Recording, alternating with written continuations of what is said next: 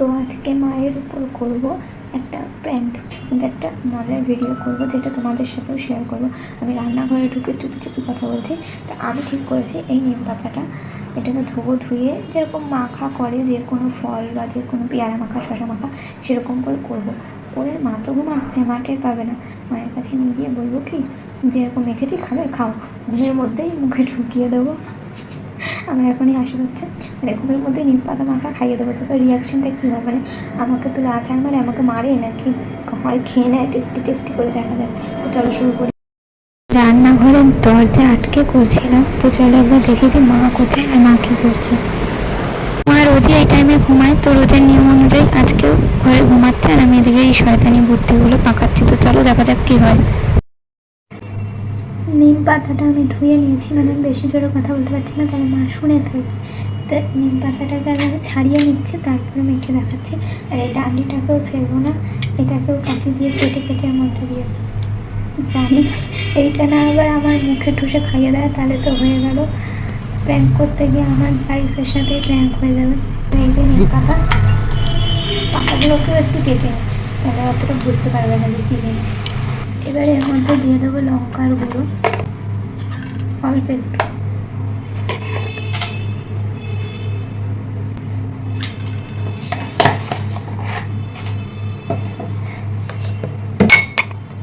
সর্ষের তেল,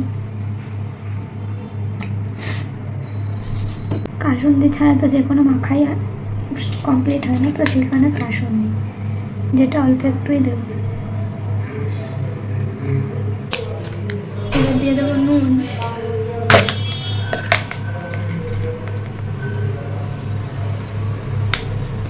নুন দিয়েছি, একটু চিনিটাও দিয়ে দিই।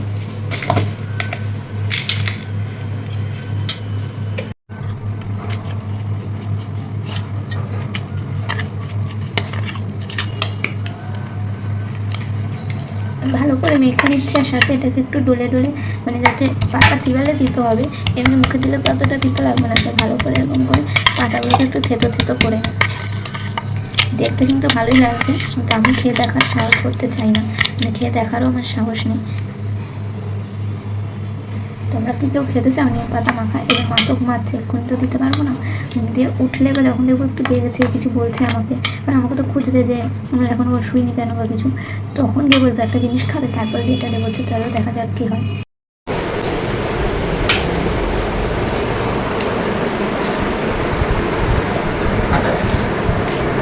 ঘুম হয়ে গেল, আর আমি গিয়ে খাওয়াবো, দেখা যাক কী হয়।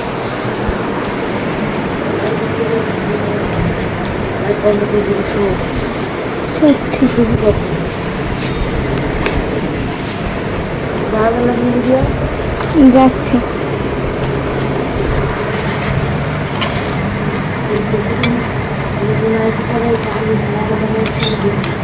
হ্যাঁ, তুমি ঢাকা দিয়ে রাখো।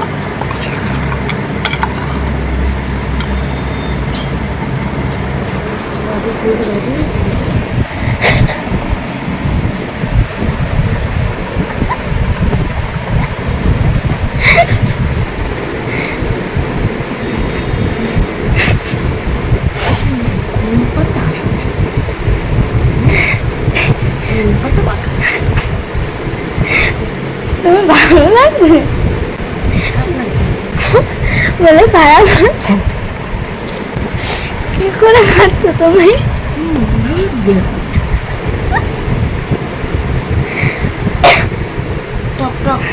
টক তো কিছু দেইনি, শুধু নিম পাতা, লঙ্কার গুঁড়ো। আমি বললাম খাবো, আর আমি মার খাই না, তা খাও, সবটাই খেয়ে নাও। ঠান্ডা ডুবি দিচ্ছিস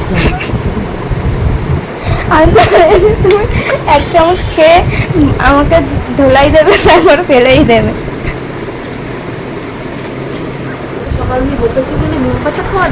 না, বকেছি বলে কেন? ভাবলাম একটা ভিডিও করি, নিম পাতা খাইয়ে দেখি তুমি আমার উপর ঝগড়া করো না কি পিটাও, তারপর সেইটা তুলবো। উল্টে দেখছি যে মার খাওয়ার বদলে আমিও বলদ হয়ে গেলাম। খাচ্ছি এখন।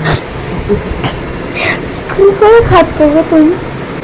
আর তুই তো খাই তো, তুই তো ভালোবাসি তুই। ভালোবাসলেও এরকম কী করে খেতে পারে মানুষ চিবিয়ে চিবিয়ে? টাকা তুই এবার বেশ ভালো সুন্দর করে দিয়েছিস, ওরে স্বাদিষ্ট বানিয়ে দিয়েছিস। ওই জন্য আমি দুটো নিম পাতা বাতিয়ে রেখেছিলাম। মায়ের রিয়াকশান দেখে তা আমি শিহরিত, মানে খেয়ে নিল পুরোটা কাছিয়ে কুচিয়ে, বলে তেতো জিনিস আমি ফেলি না।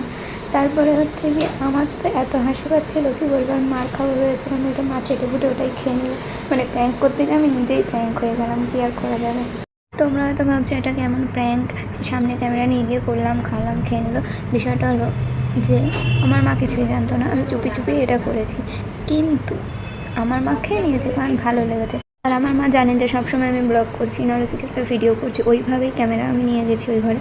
আর আমি যা চুপি চুপি তুলি সাধারণ মানুষ হয়তো ধরতে পারে না, তো সেই কারণে একটু ঠিকঠাক করে ওঠেও না, লুকিয়ে লুকিয়ে উঠাতে হয়।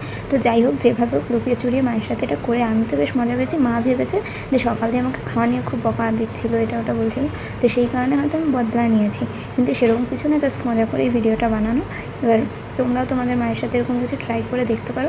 আবার মারধর খেলে আমি কিন্তু দায়ী নই, আমার মায়ের মতো তোমাদের মা কিন্তু নাও হতে পারে, রেগে গিয়ে একদম উদুম কেলানি দিয়ে দিতে পারে, তো সেটার জন্য কিন্তু আমি দায়ী নই, আগে দিয়ে বলে দিলাম। যা করবে নিজের বুদ্ধি বিবেচনায় করবে।